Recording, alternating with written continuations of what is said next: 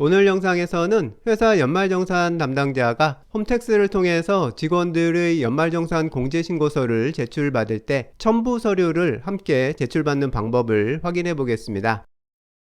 직원들이 각자 자신의 연말정산 공제자료를 홈택스 간소화 서비스에서 확인하다 보면 국세청에서 취합해서 제공해주는 공제신청 가능 금액들 중에서 본인이 신청할 수 있는 내용이 누락된 걸 발견하게 되는데요. 예를 들어서 공제 대상인 월세액이 있는 직원인 경우에 홈택스 간소화 서비스에서 해당 금액이 누락된 것을 발견하곤 할 텐데요.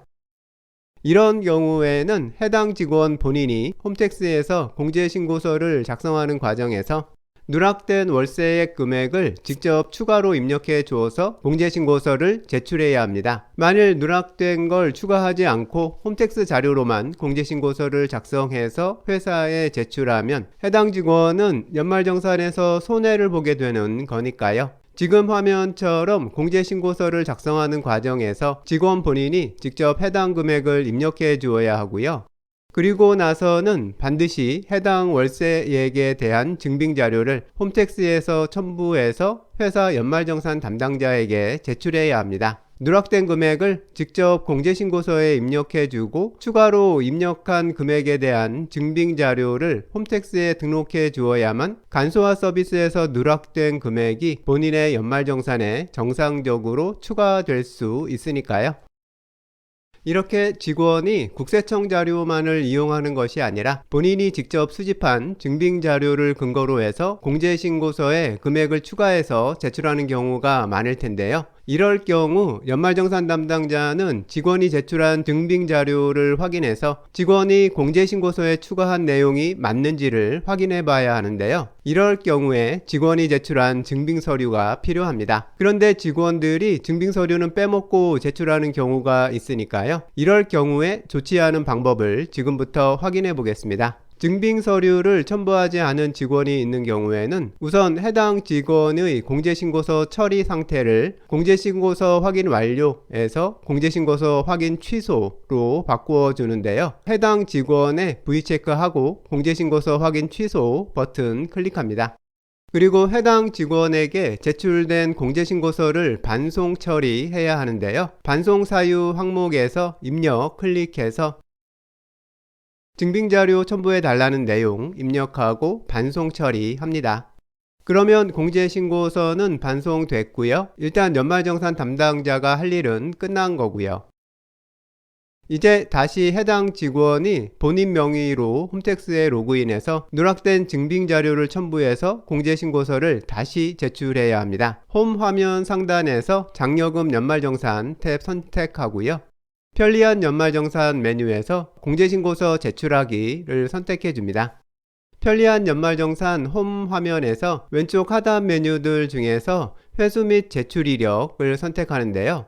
그러면 본인이 제출했던 공제신고서가 현재 어느 단계에 있는지를 확인하는 화면이 나옵니다. 화면에서 보면 제출 상태는 공제신고서가 반송된 것 알 수 있고요. 반송된 이유는 증빙자료를 첨부해달라는 내용인 것 볼 수 있습니다. 여기서 직원 본인이 증빙서류를 첨부해서 공제신고서를 다시 제출하려면 우선은 제출했던 공제신고서를 회수하는 것부터 시작해야 하는데요. 화면에 있는 회수 버튼 클릭해서 공제신고서를 회수해 줍니다. 잠깐 화면 보시면 직원 1명 연말정산 처리하는데도 제출했다 반송했다를 여러 번 반복해야 하는 경우도 많아서요. 연말정산 업무는 참 손이 많이 갑니다. 회수를 끝냈으면 이제 공제신고서를 수정해야 하는데요. 이번 영상에서는 편의상 간소화 자료 확인을 끝낸 상태에서 시작해 보겠습니다. 홈택스 자료에서 월세액은 불려오지 않은 상태고요. 확인은 모두 끝난 상태라서 공제신고서 작성으로 바로 넘어갈 거고요.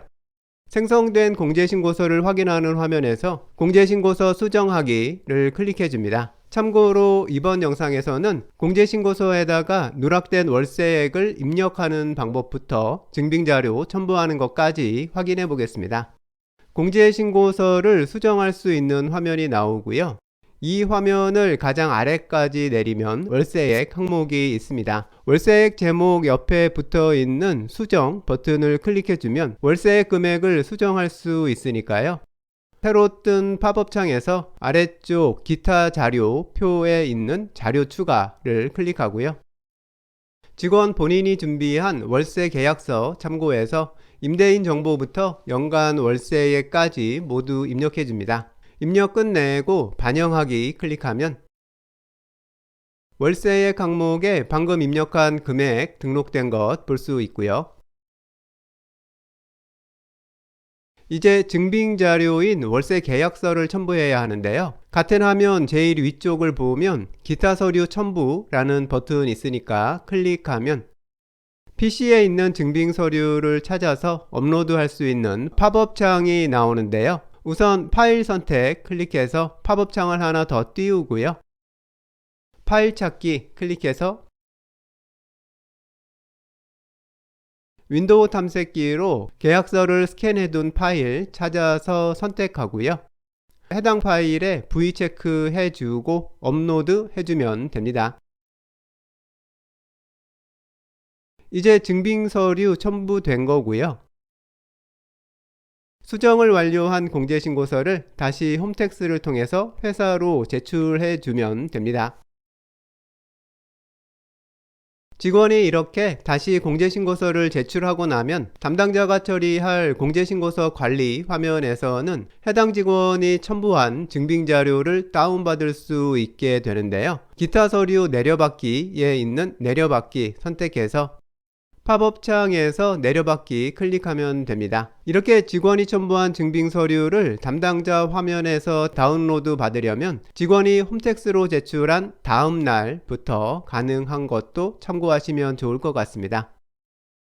연말정산 업무는 일은 많고 티도 못 내는 일인데요. 이 영상 참고하셔서 조금이라도 도움이 되시면 좋을 것 같습니다. 그리고 혹시 직원들이 홈택스에서 연말정산 공제신고서 어떻게 작성하냐고 교육이라도 해달라고 하면 이 영상 끝에 링크해둔 영상들 공유해 주시면 도움이 되실 것 같습니다.